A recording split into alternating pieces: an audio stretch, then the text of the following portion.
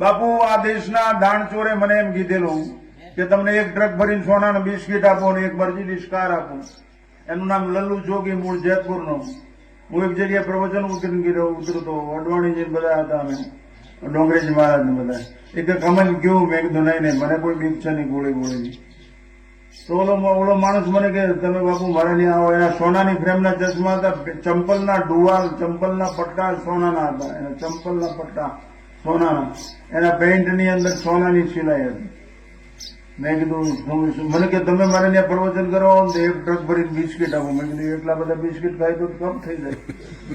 મને કે એ નહીં, સોનાના, અને એક મર્સિડીઝ કાર આપો. પોલીસ કઈ રોકે નહીં, તમારા આશ્રમમાં આવી જાય. મેં કીધું આશ્રમ કઈ જાય નહીં, ઉપર આપનું નીચે ધરતી છે. મેં કીધું દલાલી વેશ્યા કરે સન્યાસી નહીં દોષ. મેં કીધું તારા પૈસાથી આ કાર્યક્રમ થાય છે? તો કે હા. હું બાપુ ત્યાંથી જ રોડ ઉપર જઈને બસ સ્ટેન્ડે બેસી ગયો અને સીધો બોટાદ આવતો રહ્યો. ત્યાં આછી પછી કોઈ દી ગયો નથી. નીચ માણસોના પૈસા લઈને દાન કરવું, મારીને કૂટીને પૈસા લઈને દાન કરવું, કોકને મારીને હવારમાં ભાગવત બેહાડી દો તો બાપનો બગીચો મોક્ષ મળી જાય. તો તમારે આમની તાકાત છે જ બધું કરી લે. પર સેવા વગરનું બાપુ કાંઈ કામ ન આવે. ધ્યાન રાખો. નિરાયતે ઊંઘ આવે, બે રોટલા ખાઈ જાવ, એના જેવો દુનિયામાં ધનવાન બલવાન જ્ઞાનવાન કોઈ માણસ જ નહીં. બાકી એટલો જ લંબાઈ વાળો કોથળો જોઈએ ને એટલી લંબાઈ વાળી પછેડી જોઈએ, બાકી કાંઈ બીજું છે. આ તો મનની ભૂખ છે. એટલા માટે શિવમ કલ્યાણ ઈચ્છતા હો છો તો આકર્ષણ કેના તરફ છે ધ્યાન રાખજો. ટીવી, હું મારા આશ્રમમાં ટીવી નથી, એટલે હું ટીવી લઈ શકું એમ છું ગમે એવો કિંમતી.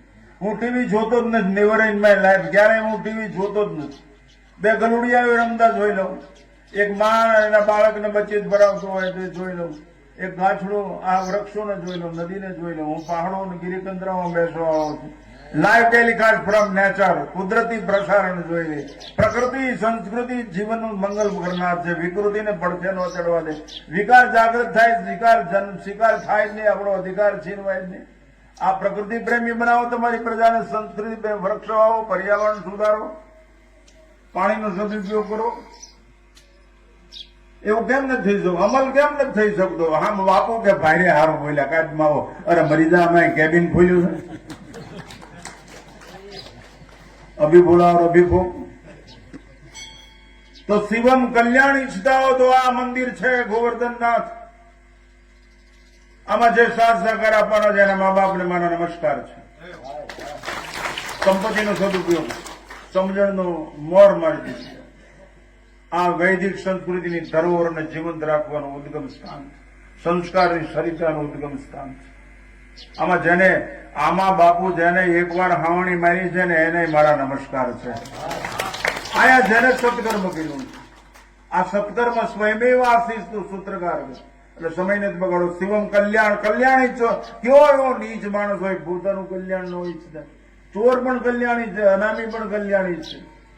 તો કલ્યાણ ઈચ્છતા હો તો એવી વસ્તુ તરફ આકર્ષિત થાવ કે જે નિરાકાર છે, જે નિષ્પૃહી છે, જે તમારી કઈ કોઈ અપેક્ષા રાખતી નહીં એવી.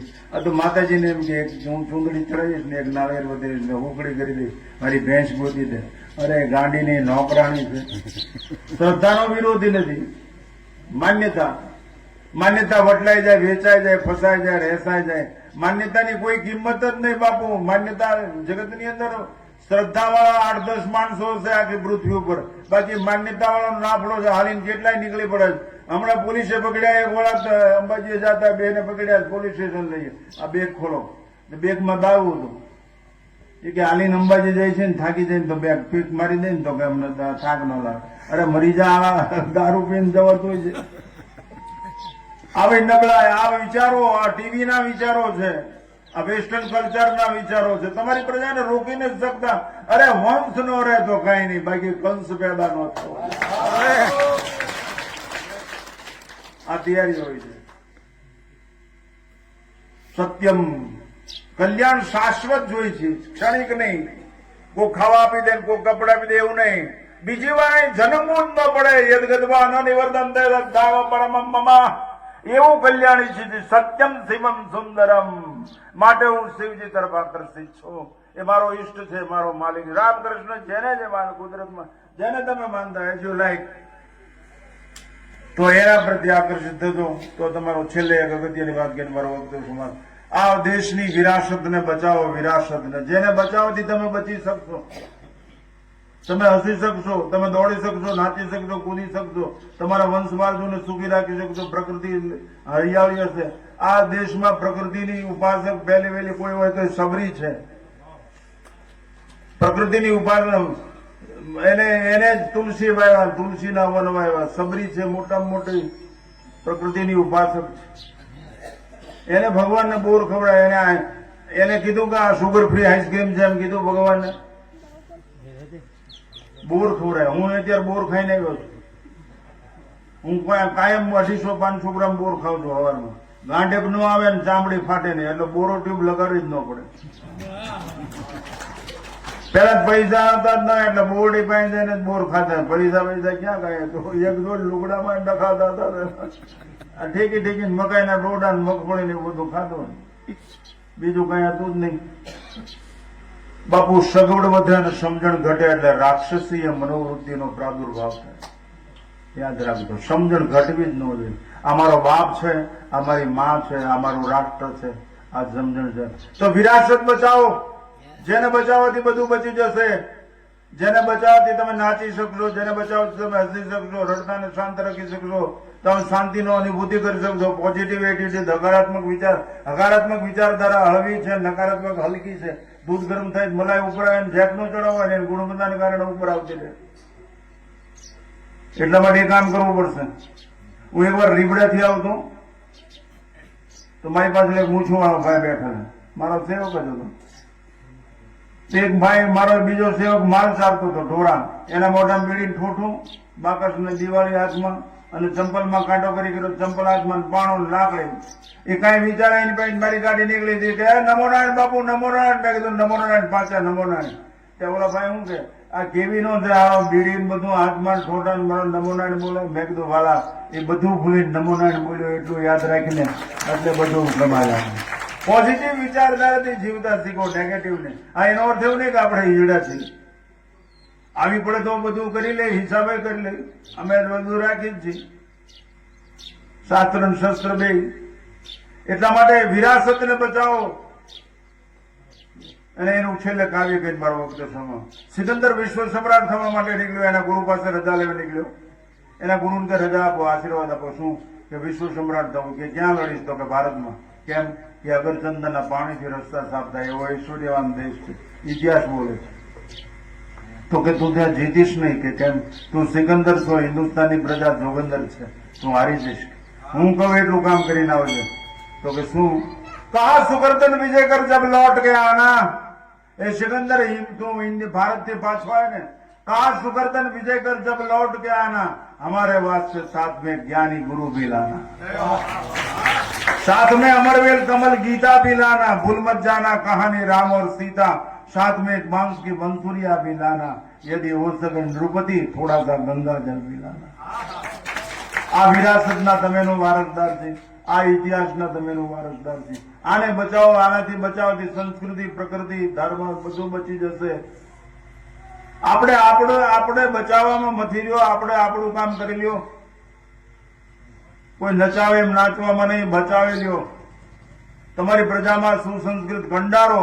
વ્યક્તિના ઘડતર પછી જ કુટુંબનું પોષણ થાય છે, નિર્માણ થાય છે રાષ્ટ્રનું. એ રાષ્ટ્ર ટકી શકે છે. ફરીવાર સૂત્ર કઈ વખતે સમાજ થાય, બુદ્ધિમાન વેશો બજાર બેઠા. સત્તા અને સંપત્તિ સહાયભૂત બની શકે, બાકી ઘડતર સંસ્કારથી થાય. એ વાત યાદ રાખજો. અને જે ધર્મમાં અધ્યાત્મ ન હોય, જ્ઞાન ન હોય, એ ધર્મ સત્તા અને સંપત્તિનો ગુલામ થઈ જાય, એટલે હિંસા ભાવ વાળો થઈ જાય. એ અહિંસક કોઈ દિવસ ન હોય. આપણો ધર્મ અહિંસક છે. એનું કારણ અહીંયા સત્તા અને સંપત્તિની કોઈ પ્રધાનતા નથી. અહીં કોઈ મહાત્મા હોય ને ગણતા નથી. અહીં બધાની માન સન્માન છે, પણ ધર્મની પ્રધાન છે. જે લોકો મારા અને સંપ્રદાય માણસો એને સમજાતું નથી. મને એકવાર હમણાં એક જગ્યાએ મને યાદ આવી ગયું, સનાતન ધર્મ છે ને સરિતા છે ને ઘાટ છે ને સંપ્રદાય છે. ઘાટ તો ચોખ્ખા હોય, પવિત્ર હોય, ન હોય, લાઈટ હોય, ન હોય, અસામાજિક તત્વોનો અડો હોય. ઘાટને નદીની જરૂર છે, નદીને ઘાટની જરૂર નથી. એટલે ઘાટ છે એ સંપ્રદાય છે. બાકી ગંગાનો પ્રવાહ તો સનાતન છે, નર્મદાનો પ્રવાહ સનાતન છે. એટલે અને છેલ્લે બધાને ગલે લગાવો, હરિજન ગિરિજન બધાને ગલે લગાવો. એને જો ભૂલી જશો ને તરછોડશો ને તો તમે બચી નહીં શકશો. એવી વિષમતા જાગૃત થશે કે તમે ક્ષમતા નહીં જાળવી શકો, એટલે કાતિલ થશે. એટલા માટે બધાને તમારી સાથે ભેગી લગાવો, બધાને માનો, બધાને સ્વીકારો, બધાનું ભલું ઈચ્છો, થાય એટલાનું કરો. તમે ક્યાં મેં ઇજારો રાખ્યો? બધાનું ભલું ઈચ્છવામાં શું વાંધો? બધાનું ભલું ઈચ્છો થાય એટલાનું કરો. તો સત્યમ શિવમ સુંદરમ એ વાતને પતાવી મારો વખતે સમાપ્ત કરું. ગોવર્ધન નાથ કી, બહુચર માત કી, નમઃ પાર્વતી પતયે.